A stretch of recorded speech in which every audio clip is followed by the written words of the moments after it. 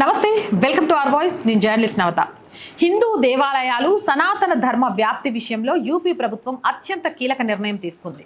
యోగి తన దైన స్టైల్లో హిందూ దేవాలయాల అభివృద్ధి కోసం రూట్ మ్యాప్ని కూడా రూపొందించారు. హిందూ దేవాలయాల పునరుద్ధరణ, పర్యాటక రంగం అభివృద్ధిపై దృష్టి కూడా సారించారు. అలాగే జైన మందిరాలు కూడా ఇందులో ఉన్నాయి అనే విషయాన్ని చెప్పారు. ముఖ్యంగా తూర్పు ఉత్తరప్రదేశ్పై దృష్టి సారించినట్టుగా కూడా తెలుస్తోంది. అంతగా తెలియని దేవాలయాలను కూడా అభివృద్ధి చేసి కాశీ, అయోధ్యలాగా తయారు చేయాలని దాన్నే లక్ష్యంగా కూడా పెట్టుకున్నారు. ఇందులో భాగంగా భృగు మహర్షి ఆశ్రమం అంటే బల్లియా, దుర్వాసో మహర్షి ఆశ్రమం పునరుజ్జీవనం కల్పించబడింది ప్రభుత్వం. అలాగే ప్రత్యేకంగా ఎంపిక చేసిన జైన మందిరాల పునరుద్ధరణ కూడా జరుగుతోంది. ఇక వీటితో పాటు బల్లియా, మౌ, అజంగర్, మహారాజ్ నగర్ ప్రాంతంలో విస్తరించి అంతగా ప్రాచుర్యంలోకి రాని ఆశ్రమాలను కూడా పునరుద్ధరించి అభివృద్ధి చేయాలి అని యోగి సర్కార్ నిర్ణయం తీసుకుంది. దీనికోసం ఒక రూట్ మ్యాప్, ప్రణాళికల్ని కూడా సిద్ధం చేసింది. అలాగే ఆధ్యాత్మికంగా, సాంస్కృతికంగా చాలా ముఖ్యమైన పవిత్రమైన ప్రదేశాలను ఇప్పటికే గుర్తించింది. అందులో ఒకటి బలియాలోని భృగు ఆశ్రమం. ఇందులో చిత్రగుప్త మందిరం ఉంది. అలాగే అత్యంత అద్భుతమైన ప్రదేశం. దీన్ని అన్ని రకాలుగా అభివృద్ధి చేస్తామని చెప్పారు. ఇక రెండవది హనుమాన్ మందిర్ కాంప్లెక్స్. ఇది కూడా బలియాలోనే ఉంది. పాతవే అభివృద్ధి చేయడం, లైటింగ్ వ్యవస్థ బాగు చేయడం, వసతిని మరింత విస్తరించడంతో పాటు పలు అభివృద్ధి కార్యక్రమాల్ని ఈ ఆలయంలో చేయబోతున్నారు. ఇక మూడవది ఉదాసీన్ మఠం. ఇది బసంత్పూర్లో ఉంది. దీనికి కూడా మౌలిక సదుపాయాల్ని కల్పించడంతో పాటు మరింత ప్రాచుర్యంలోకి తీసుకురావడానికి కావాల్సిన అన్ని రకాల పనులను చేయడానికి రూట్ మ్యాప్ని, ప్రణాళికల్ని సిద్ధం చేశారు. ఇక నాలుగోది భైరవ్ బాబా స్థల్. ఇది మహారాజ్ గంజ్లో ఉంది. తాంత్రికంగా శైవ సంప్రదాయాల్లో అద్భుతమైన క్షేత్రం ఇది. దీనికి కావాల్సిన అభివృద్ధి పనులు ఆధ్యాత్మిక మ్యాప్లో ఇకపై దీని గురించి సమాచారాన్ని కూడా సేకరిస్తారు. ఇక ఐదవది దుర్వాసో మహర్షి ఆశ్రమం. ఇది అజంగఢ్, ఫూల్పూర్, పావేలో ఉంది. ఈ ఆశ్రమం ధ్యాన కేంద్రంగా ఉంది. దీనిని కూడా అన్ని రకాలుగా అభివృద్ధి చేస్తామని చెప్పారు. ఇక ఆరవది శ్రీ వీరబాబా బ్రహ్మస్థాన్. దువారి అనే గ్రామంలో ఉంది. తీర్థయాత్ర క్షేత్రంగా ఉంది. కానీ ఇక్కడ కావాల్సినంత అభివృద్ధి లేకపోవడంతో భక్తులు రావడానికి అనేక అసౌకర్యాలు ఉన్నాయి. ఈ నేపథ్యంలో ఆలయాల అభివృద్ధి రూట్ మ్యాప్ ప్రణాళికలో ఈ ఆలయాన్ని కూడా డెవలప్ చేయబోతున్నట్టుగా తెలుస్తోంది. ఇక ఏడవది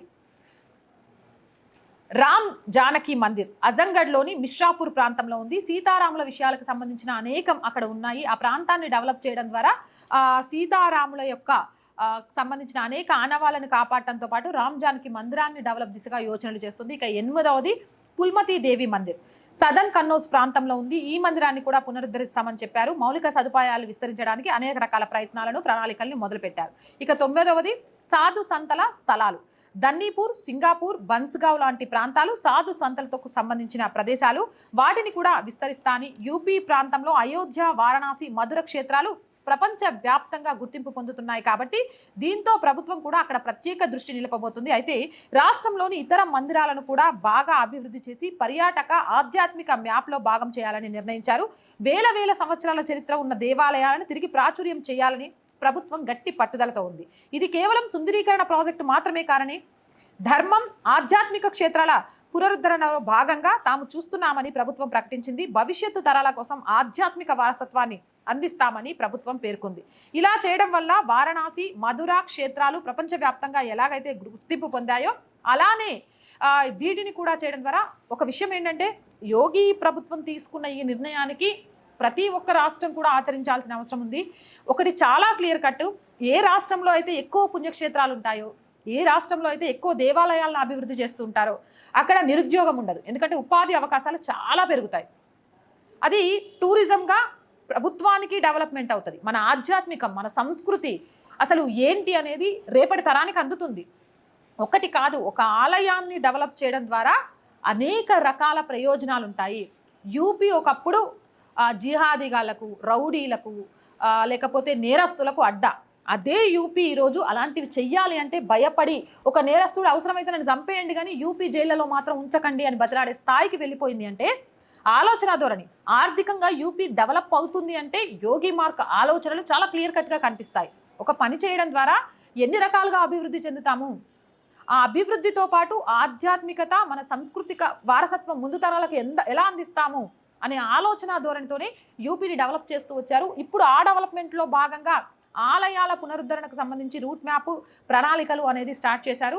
దీని ద్వారా షూర్గా ఉత్తరప్రదేశ్ ప్రభుత్వం మరింత ఆర్థికంగా సామాజిక పరంగా ప్రపంచవ్యాప్తంగా గుర్తింపు పొందడంలో కూడా డెవలప్ అవుతుంది. అందులో ఎలాంటి అతిశయోక్తి లేదు. ఇలానే మన తెలుగు రాష్ట్రాల్లో కూడా బొచ్చెడు ఆలయాలు ఉన్నాయి. వాటి మన ముఖ్యంగా చాలా స్టేట్స్లో ఎప్పుడైతే ప్రభుత్వ కబంధ హస్తాల్లో ఉన్న ఆలయాల పరిస్థితి ఆదాయ మార్గాలుగానే ఉన్నాయి. ఆ ఆలయానికి ఆదాయం రావట్లేదంటే కనీసం దేవుడికి ధూపదీప నైవేద్యాలను కూడా పెట్టట్లేదు. కానీ ఒక్కసారి డెవలప్ చేసి చూస్తే ఆ ఆలయం ద్వారా ఎంతమందికి జీవనోపాధి దొరుకుద్ది, మన సంస్కృతి సాంప్రదాయాలు ప్రపంచ దేశాల్లో ఎంత గుర్తింపు వస్తుంది. మొన్నటికి మొన్న తెలంగాణ ప్రభుత్వం మిస్ వరల్డ్ ఏదో చేసింది. దానివల్ల లాభం పక్కన పెట్టేస్తే భారతదేశం మీద ఒక చెడ్డ పేరు వచ్చింది. దానికి బదులు మన తెలంగాణలో ఉన్న అనేక ఆలయాలను ఆ డబ్బులు పెట్టి డెవలప్ చేసినా ఈరోజు ప్రపంచవ్యాప్త గుర్తింపు ఆటోమేటిక్గా వచ్చేది. యోగి ఆలోచనలను మిగిలిన స్టేట్ ముఖ్యమంత్రులు కూడా ఆచరించాల్సిన అవసరం ఎంతైనా ఉంది. అవునంటారా కాదంటారా? మీ అభిప్రాయం ఏంటి?